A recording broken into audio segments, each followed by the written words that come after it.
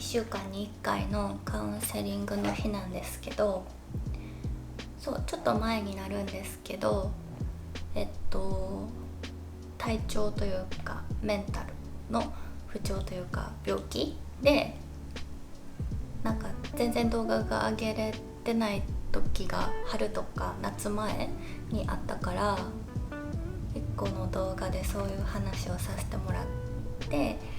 でその後になんか体調のアップデートそういえばしてなかったなと思って、今日ちょっと喋ろうかなと思ってたんですけど、最近は結構いい時期というか体調がいい感じで、動画とかも投稿できてるし作れてるし、結構いい感じの時期です。でまあそんな中でももう今日全然無理やわみたいな日とか、一日の中でもダメな時間といい時間があったり、ちょこちょこ波はあるんですけど、でも一時期に比べたらだいぶマシで、動画上げたら見てくれてるみんなに温かい反応をもらえて、またそれでもちょっとこう支えになってっていうので、なんかいい感じなのかなと思っていて、そうだから本当にありがとうございます。ででもこれでなんかスパッと治るものでもないのかなっていうのは正直思っていて、またズドンって悪くなったりとかもしかしたらするかもしれないんですけど、でもそのズドンがちょっとでもこう緩やかな下がり方になるように、今はいい時期を謳歌するというかできるだけたくさん、無理しない程度にですけど、もちろんできるだけたくさん動画上げたりとか、自分のやりたいことをしっかり進め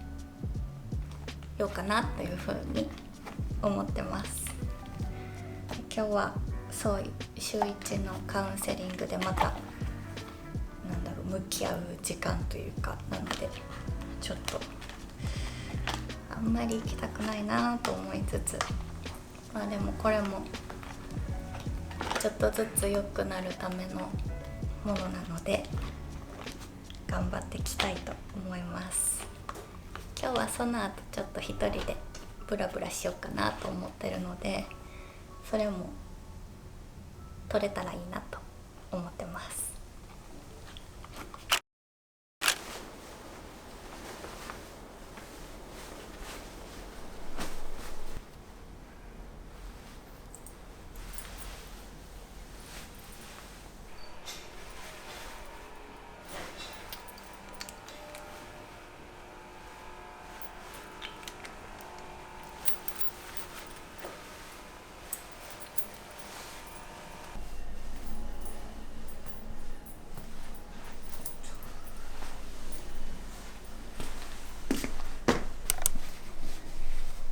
今日のフィットチェックです。